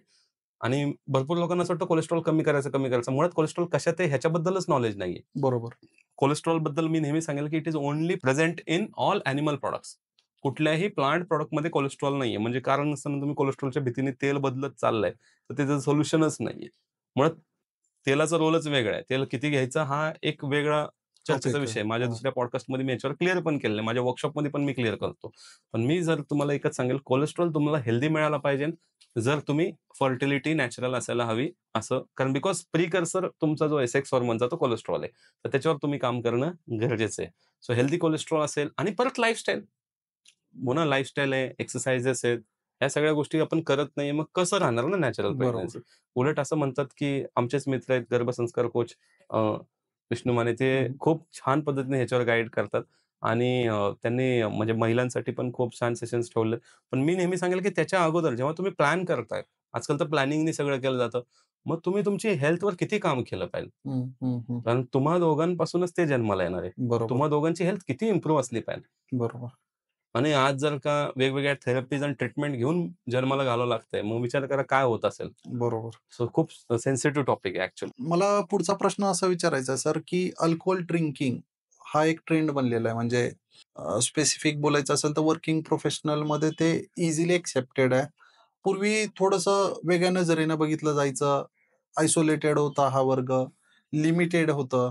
आता तर शर्यत लागतात, चॅलेंज लागतात. तू किती पिणार, मी किती पिणार किंवा त्याची डेली सवयच आहे. पूर्वी मी ऐकायचो फक्त जी लोकं डिफेन्समध्ये आहेत त्याच लोकांना ते डेली लागायचं वगैरे. पण आता मी बघतो की कुठलाही एक क्लोज नेटवर्कमधला माझा एखादा फ्रेंड असेल, त्याला फोन केला तो आहेच रात्री प्रोग्राममध्ये आणि स्पेंडिंग कॅपॅसिटी वाढली आहे. म्हणजे हं. डिस्पोजेबल इन्कम आपलं एवढं जास्त आहे, की त्याला नाही फरक पडत आहे ₹500,000 डेली गेले, ₹30,000 खर्च आहे ना, ओके. तर पण याचा शरीरावर काय परिणाम होतोय? कारण मी बघितलं माझ्या घरांमध्ये, की बाबा खूप जास्त केलं तर त्याचा लिव्हरवर इम्पॅक्ट होतो किंवा असं होतं. तर या केसमध्ये समजा जी लोकं ऑलरेडी त्याच्या आहारी गेलेली आहेत व्यसनाच्या किंवा स्पेसिफिक अल्कोहोल ड्रिंकिंग, तर त्या केसमध्ये बरेचसे प्रोग्राम्स असतात, व्यसनमुक्ती केंद्र वगैरे असतात किंवा मला त्या ऑडियन्सला एक होप्स द्यावे वाटतात या पॉडकास्टच्या माध्यमातून, ज्यांनी सगळं काही ट्राय करून झालंय. तर आहारात बदल केलं, कारण आहार तर तो व्यक्ती नाही खात बनवत आहे, तर समोरचे बनवू शकतील समजा आणि त्याच्यामुळे याच्यावर काही पॉसिबिलिटी आहे का, की रिकव्हरी स्टेजमध्ये किंवा अ, याचे वाईट परिणाम शरीरावर होऊ नये, याची काही काळजी घेता येऊ शकते का? ऑब्व्हियसली. बघा, अल्कोहलचं जर का कॅलरी स्ट्रक्चर पण बघायला गेलं, तर प्रत्येक ह्याच्यामध्ये एक कॅलरी स्ट्रक्चर दिलेलं आहे. अल्कोहलला पूर्वी गृहीत धरलं जात नव्हतं कॅलरी स्ट्रक्चरमध्ये. पण अलीकडे आता ते मागच्या 20-30 वर्षापासून त्याला पकडलं जातं आणि शिकवताना पण शिकवलं जातं. जसं 1 gram of carbs is having 4 calorie, 1 gram of protein is having 4 calorie, 1 gram of fat is having 9 calorie. Same way अल्कोहलचं 1 gram of alcohol gives you 7 calorie. म्हणजे याचं स्ट्रक्चर पूर्ण वेगळं आहे. म्हणजे ओके. ह्याला एक वेगळ्या कॅटेगरीमध्ये कारण खूप जास्त प्रमाणात हे कन्झम्पशन केलं जातं म्हणून याची कॅलरी स्ट्रक्चर पण आलं. आता होतंय काय, परत मी सांगेल, की आता इथे मला एकदम क्लिअर बोलावं लागेल, कोणाला काय वाटेल तो ज्याचा वैयक्तिक भाग आहे बरोबर. आणि जेवढे लोकं अल्कोहल घेतात त्या सगळ्यांना म्हणजे सिंपल विचारेल, की हे तुम्हाला काय वाटतं चांगलं आहे का वाईट आहे? तर ऑब्व्हियसली सगळ्यांना वाटतं हे म्हणजे कुठेतरी सगळ्यांनाच माहिती आहे चुकीचं आहे. चुकीचं बट आहे. बरोबर. मध्यंतरी ह्याला बॅकअप करण्यासाठी काही रिसर्च आले आणि त्या रिसर्चने सांगितलं, की थोडी अल्कोहल घ्या, चांगलं असतं. हार्टसाठी चांगलं असतं, हे असतं. मग खूप जेव्हा तुम्ही डिग डाउन केलं तर लक्षात आलं, की हे रिसर्च सुद्धा अल्कोहल प्रोड्यूस करणाऱ्या कंपन्यांच्या बॅकअप थ्रू मार्केटमध्ये पण आणण्यात आलं ते. इथं मी तुम्हाला थोडं थांबवतो. मी असं ऐकलंय, की बाबा जे वाईन हा प्रकार असतो, तो फिमेल कॅन्डिडेट पण घेऊ शकतात आणि त्याच्यामुळे जे ब्लड सर्क्युलेशन आहे ते इम्प्रूव्ह होतं वगैरे. आता हां, हे हां. कितपत योग्य आहे? तेच सांगतो मी. असे जे रिसर्च आहेत, हे सगळे अल्कोहल कंपनीनेच बॅकअप दिलेले आहेत. ओके. एनी अल्कोहल मग ती कितीही असेल, ती तुमच्या ब्लडमध्ये जाऊन डिसरप्शनच क्रिएट करणार आहे. इव्हन बॉडीसाठी तो अदर सबस्टन्स आहे. इतर ग्रहातून काहीतरी शरीरात आलंय, जे शरीराने कधी एक्सेप्टच केलं नव्हतं, ओके. एक्स्पेक्टच केलं नव्हतं. अशा गोष्टी शरीरात चालल्यात. असं काहीतरी होतं शरीरामध्ये पूर्ण मेटाबॉलिझम डिस्टर्ब होतं. पण हॉनेस्ट आन्सर आहे, ते तर कुठेही चालणार नाहीये. नाही. पण बॉडी ओके. डिमांड का करते? ह्यावर हं. आपण बोललो पाहिजे. ॲडिक्शन का होतंय? आज तुम्ही थोड्याच वेळापूर्वी म्हटलात, की लोकांना हेल्दी खायचं अफोर्डेबल वाटत नाही. आणि बरोबर, तुम्हीच सांगितलं, बरोबर. की ₹30,000 महिन्याचं बजेट घेऊन चाललेत. चला हं. 30,000 मी पण शॉक झालो ऐकून. मिनिमम 10,000-15,000 तर घेऊन जात असतील. सहज, सहज. पण मी जे न्यूट्रिशनचं खायला सांगतोय त्याचं महिन्याला 5,000 पण कॉस्ट नाही वाढणार आहे. हं, हं. 5,000 सुद्धा मी जास्त बोलतोय. एवढी पण कॉस्ट पर पर्सन नाही वाढणार आहे. पण पर पर्सन अल्कोहल बरं अल्कोहल तुमची प्रॉडक्टिव्हिटी घसरणार आहे. आता काही लोकं म्हणतात, "नाही, वी डू ओकेजनली." ठीक आहे बाबा, तो तुमचा वैयक्तिक चॉईस आहे. तुम्ही काय माझ्या सांगण्याने थोडी थांबणार आहे. बरोबर. पण जर का माझ्याकडनं जर का उत्तर अपेक्षित आहे, तर ती गोष्ट म्हणजे शरीरासाठी बनलेलीच नाहीये आणि तुम्ही जर त्याचे कॉन्सिक्वेन्सेस बघाल, आता काही लोकं म्हणतील माझ्या म्हणण्याला, "नाही, ह्यांनी वयाच्या 100 पर्यंत पिली, काय नाही झालं." मीच तुम्हाला सांगतो Instagramवर एक रीलमध्ये व्हायरल झाली होती. 122 वर्षाची लेडी आहे. She was taking daily alcohol, daily smoking. पण तुम्ही विसरला असाल ते रीलच्या कमेंटमध्ये जाऊन किंवा त्याच्या कॅप्शनमध्ये जाऊन पाहायला, तर मी सांगतो ती व्यक्ती 0 स्ट्रेसमध्ये होती. तर तुम्ही आज किती स्ट्रेसमध्ये आहात. स्ट्रेस हं. इज अफेक्टिंग मोअर म्हणजे याचा अर्थ अल्कोहलचा सपोर्ट नाहीये. पण मी तुम्हाला जर का सांगेल न्यूट्रिशनवर असं काम करा. काय? शेवटी हे शरीर आहे, तुमचं शरीर आहे. त्याच्यामध्ये जर न्यूट्रिशन डेफिशियन्सी झाली ना, तर हे डिमांड करतं. चहा बरोबर. पाहिजे, दारू पाहिजे, अमुक पाहिजे, तमुक पाहिजे. तुम्ही न्यूट्रिशन द्या ना चांगलं. शरीर ह्या गोष्टीची मागणीच करत नाही. प्रॉब्लेम काय? माइंडसेट, हं, हं. तुमचं सर्कल, तुमचं एन्व्हायरमेंट. आता म्हणून सांगतो, मुलांना नेहमी तुम्ही स्पोर्ट्समध्ये टाका. तुम्ही स्पोर्ट्समध्ये जी मुलं आहेत बघा, तुम्हाला 90% मुलं असं सापडतील त्यांचा कोच त्यांना चुकीचं काही खाऊच देणार नाही. हं, हं. काही पिऊच देणार नाही. बरोबर आणि ते फिट आहेत फिजिकली. आणि फिजिकली फिट आहेत. हो. They are doing very good त्यांना थिंग्स. असं मेंटल त्रास किंवा डिस्टर्बन्स आता असं तुम्ही जे नाही. डिफेन्स सांगितलं, डिफेन्समध्ये कंडिशन वेगळी आहे. जेव्हा ते मायनस टेम्परेचरमध्ये असतात, त्यावेळेस कदाचित तिथे काही गोष्टी, पण त्या काळात पण इतर त्यांची गोष्टी नव्हत्या. बॉडी पण इझिली ती एक्सेप्ट पण एक्सेप्ट करते आणि ते मजबुरीमध्ये घेतात कितीतरी हं, लोकं. हं. त्या आणि बऱ्याच वेळा ते तिथून त्यांना मग हॅबिट होत गेली. बट त्यांच्याकडे डिसिप्लिन पण तितकीच आहे. त्यांचं बरोबर. ठरलेलं माप असतं. कंट्रोल पण आहे म्हणा. त्याच्याप्रमाणे ते जातं आणि हो. तेवढं वर्कआउट आणि एक्सरसाइजेस पण ते इतर गोष्टी करतात. आता नॉर्मल व्यक्ती तुम्ही सांगितलं, की पैज लावतोय, तू हं, घेणार जास्त का मी हं, घेणार हं. आणि डेली कन्झम्पशन करतोय. हे कितपत योग्य आहे? तुम्ही ठरवा. बरोबर. आणि आजकाल तर घरामध्ये मी पाहिले कितीतरी ठिकाणी घरामध्येच ते आज काउंटर सेट हो, केलेले आहे. बरोबर. बार काउंटरचा आहे. बार काउंटर घरात हो, सेट केलेले आहे. इंटिरियर डिझायनरला सांगताना सांगितलं, "इधर बार काउंटर बनेगा अपने." बरोबर. म्हणजे विचार करा, आता ते घरात आलेले. हं, हं. अजून काय पाहिजे? आणि तरी देखील आपण म्हणतोय, की न्यूट्रिशनवर काहीच विचार नाहीये. हं, हं. नाही हा सामाजिक भान असणं किंवा एक मोठ्या लेव्हलवर डिस्कशनचा पार्ट असू शकतो किंवा बऱ्याच लोकांना याच्याबद्दल असंही वाटू शकतं, की अरे आमचे पैसे आम्ही पिऊ किंवा हं. आमची बॉडी आम्ही खाऊ.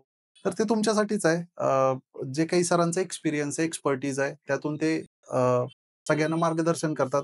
ज्यांना फॉलो करायचं आहे, ती लोकं करू शकतात. ज्यांना नाही करायचंय, ते नाही मी करणार. थोडं इथं अजून ॲड करू इच्छितो. हं, हं. आम्ही रेसिडेन्शियल प्रोग्राम करतो. तिथे भरपूर वेळा लोकं 3 दिवस राहायला येतात आणि काही लोकं असे असतात ज्यांना डेली सवय असते. पण आम्ही सांगतो पहिल्याच दिवशी तिथं, की इथे तुम्हाला 3 दिवस काहीच मिळणार नाहीये. ठीक आहे. आणि हळू मी त्यांना 3 दिवस त्या स्टेटमध्ये घेऊन जातो. मेडिटेशन्स असतं, योगा असतं, ट्रेक असतं. मला आवर्जून सांगायला आवडेल अल्कोहलसोबत स्मोकिंगचं. मी जेव्हा ट्रेकला घेऊन जातो, आत्तापर्यंत प्रत्येक बॅचला माझ्या कोणतरी असं येतं ज्यांचं वय 65, 70, 72 असं असतं आणि हे 70, 65, 72 ह्या एजचा जो ग्रुप आहे, हा पुढे असतो हो. डोंगर चढताना हं, आणि 35-40 ह्या वयोगटाचा व्यक्ती मागे. हं. आणि हा जेव्हा पाहतो, की अरे हे 60-70 मध्ये पुढे-पुढे पळतात आणि मला धापा लागतात आहे त्याला. आणि जे लोकं इथे कमेंट करा, ज्यांनी पहिली वेळ ट्रेक केला असेल त्यांचा अनुभव काय होता? जे लोकं पहिली वेळ ट्रेकला जातात ना, त्यांना असं वाटतं, की अरे हार्ट राहतं का बंद होतं. हो. हां, हं. एवढं दम लागतं, एवढं धापा लागतात. आणि मग ते जेव्हा तिथे कित्येक पार्टिसिपंट्सनी माझ्याकडे त्यांचे इंटरव्ह्यू रेकॉर्डेड आहेत. त्यांनी सांगितलं, की आजपासून आम्ही दारू बंद केली, आजपासून आम्ही सिगारेट बंद केलं, बॉडीला अब्यूज करणं बंद केलं. का? तर ते रिअलायझेशन झालं. मी म्हणेल, की हे रिअलायझेशन प्रत्येकाने घ्यावं. एकदा तरी तुम्ही ट्रेकला जा, एकदा तरी तुम्ही लाँग मॅरेथॉनला जा, सायकलिंग करा आणि मग तुम्ही ठरवा, हे खरंच तुम्हाला कुठे घेऊन जाणार आहे. बघा, पैसे तुमचे आहेत, आवड तुमची आहे, शरीर तुमचं आहे, बट राइट गाईडन्स हार्ड शब्दामध्ये मांडणं हे काम आमचं आहे.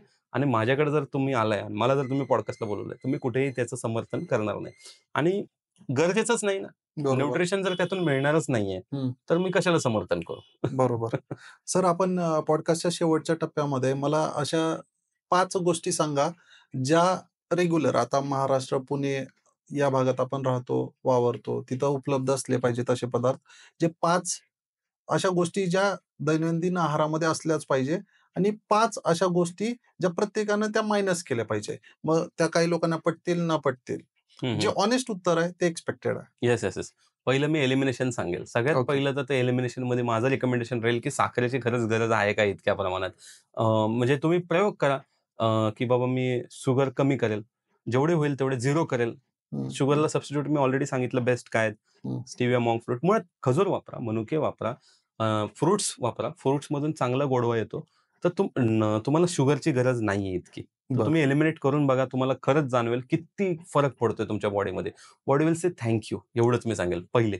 दुसरं जर एलिमिनेशन काय करू शकता, तर सीड ऑइलचं एक्सेस यूज. आणि सीड ऑइलमध्ये माझं रिकमेंडेशन राहील, तुम्ही घाण्याचं तेल वापरा आणि महाराष्ट्रात तर शेंगदाणा तेल दी बेस्ट आहे. काय? आता भरपूर ठिकाणी आपल्याला सूर्यफूल तेल मिळतं. सूर्यफूल तेलाची एकच समस्या आहे, ते ओमेगा 6 रिच आहे. आणि ओमेगा 6 बद्दल पुन्हा कमेंटमध्ये जा आणि पोस्ट करा, की ओमेगा 6 वाढल्यानंतर बॉडीमध्ये काय स्टेज येते आणि कुठला आजार होतो. तुम्हीच सांगाल, की सूर्यफूल तेल चांगलं आहे का वाईट आहे? मग ओके. तुम्हीच ठरवा. कारण मी कुठल्याही डिबेटमध्ये जाणार नाही. तुम्हीच कमेंटमध्ये सांगा काय वाटतंय. तर तुम्ही ऑइलवर काम करा. म्हणजे पहिलं झालं शुगर, दुसरं झालं ऑइल, तिसरं झालं एक्सेस ग्लुटेन अव्हॉइड करा. ग्लुटेन कशातून मिळतो? गव्हातून मिळतो. म्हणजे बंद करा म्हणत नाही मी, कमी करा. आठवड्यातनं 1-2 वेळा. काय होतं, की मी जेव्हा डायट चेक करतो, तर मेजॉरिटी सकाळी काय असतं? ब्रेड असतं, बिस्किट असतं, बरोबर. किंवा बेकरी प्रोडक्ट असतात. मग दुपारी काय असतं, पोळी भाजी असते. रात्री पण बऱ्याच लोकांची पोळी भाजी पोळी असते भाजी. आणि हेच रुटीन रोज चाललेलं आहे. बरोबर. व्हरायटी किती आहे? मग एवढे सगळे आपल्याकडे प्रकार आहेत, वापरा ना. कशाला तेवढ्यापुरतं मर्यादित राहता? राइट. तर तुम्ही तिसऱ्या ग्लुटेनवर काम करा. चौथी जर गोष्ट तुम्हाला बंद करायची आहे, ती म्हणजे जागणं बंद करा. हं. कारण जागरण ऑलरेडी तुमच्या बॉडीमध्ये स्ट्रेस वाढवणार आहे. तर त्याच्यावर एक काम करा तुम्ही. आणि 5वं जर तुम्हाला काही बंद करायचं असेल, आता किती लोकांना पटेल, पण जो चहा आहे, जो अँटी न्यूट्रिएंट क्रिएट करतो, तो बंद करून बघा. आणि हवं तर मी हे सांगितलेल्या 5 गोष्टी तुम्ही फक्त 2 आठवडे करून बघा. फक्त 2 आठवडे मॅक्स. काय होईल? कुणाला 2 आठवडे जमेल, कुणाला 10 दिवस जमेल, कुणाला 7 दिवस जमेल. आणि काय घडलं ते पुन्हा येऊन इथं कमेंटमध्ये टाइप करा. म्हणजे इतर लोकांना प्रेरणा मिळेल, खरंच हे करायला हवं की नाही हवं. आता काय वाढवा. वाढवा. तर तुम्ही start your day with any kind of special water. मी म्हणेल त्याला इन्फ्यूज वॉटर म्हणेल, स्पेशल वॉटर म्हणेल. मग कधी जिरा पाणी घ्या, कधी लिंबू पाणी घ्या आणि एक कुठलं तरी पाणी सलग 4-5 दिवस, 7 दिवस चालू ठेवा. कधी मेथी वॉटर घेऊन बघा, कधी दालचिनी वॉटर घ्या. जे डायबिटिक वाले आहेत त्यांनी दालचिनी घ्या. दालचिनी इन्शुलिन रेझिस्टन्सवर खूप हेल्पफुल आहे. ओके. म्हणजे असे खूप सारे आपल्याकडे आहेत. हर्ब्स म्हणतात त्याला. एक पुस्तक आहे त्याचं नाव आहे हिलिंग विथ स्पाइसेस. ₹2,500 पुस्तक आहे. आणि ओके. परदेशात लिहिलेलं आहे. परदेशात. भारतीय ऑथरने परदेशात लिहिलेलं आहे.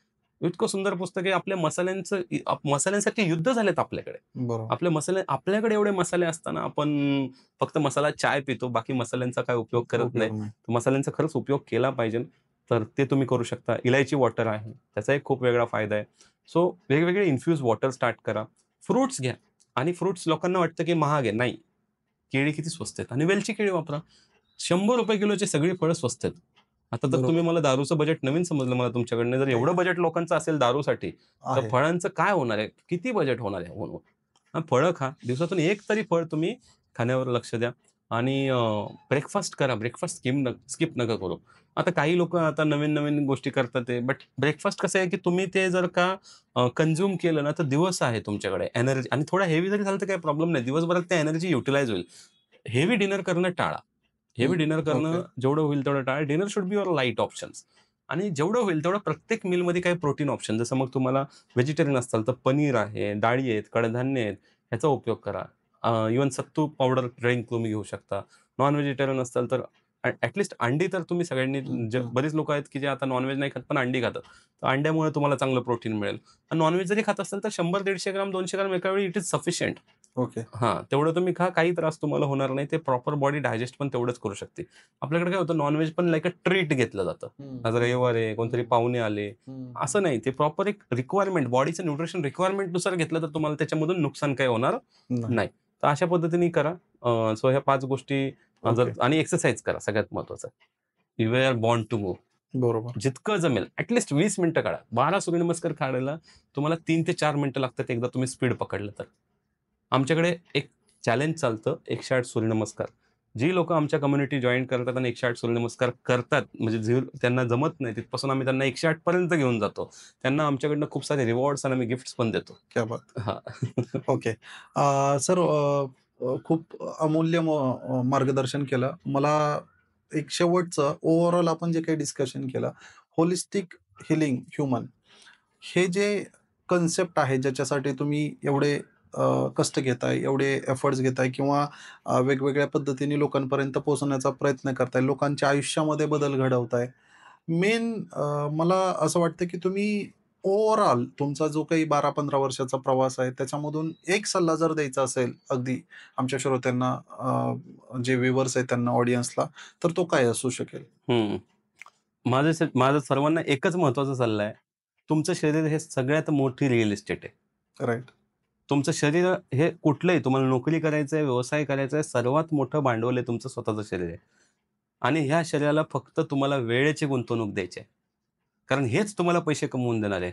मी सांगतो त्या गोष्टी मी चॅलेंज देऊन सांगतो. मी सांगतो त्या गोष्टी जर ज्यांनी फॉलो केल्यात, त्यांचं तर आज -10 झालेलंच आहे. पण मी त्यांना हे देखील सांगितलंय, की तुम्ही 10 वर्ष क्वालिटी ऑफ लाईफ पण जगाल. एक्स्ट्राची जगाल, मेडिसिन फ्री जगाल. त्यामुळे तुमच्या बॉडीला treat like a real estate.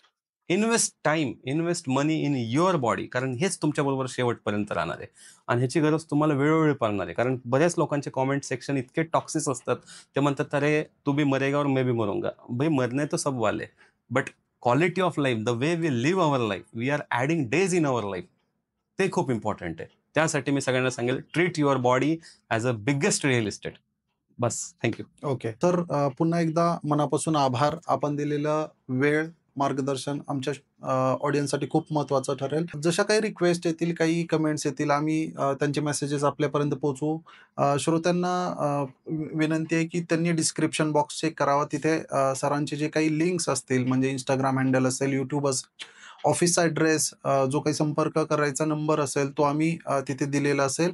तुमच्या ज्या काही प्रतिक्रिया असतील, कमेंट्स असतील, विनंती असतील, रिक्वेस्ट असतील, एखादा टॉपिक तुम्ही बघू इच्छिता, डिमांड असेल, तर त्याप्रमाणे आम्ही नक्की चांगल्या योग्य गेस्टपर्यंत पोहोचू आणि त्यांना विनंती करून आपल्यापर्यंत पुन्हा एकदा भेटूया. नमस्कार. Thank you.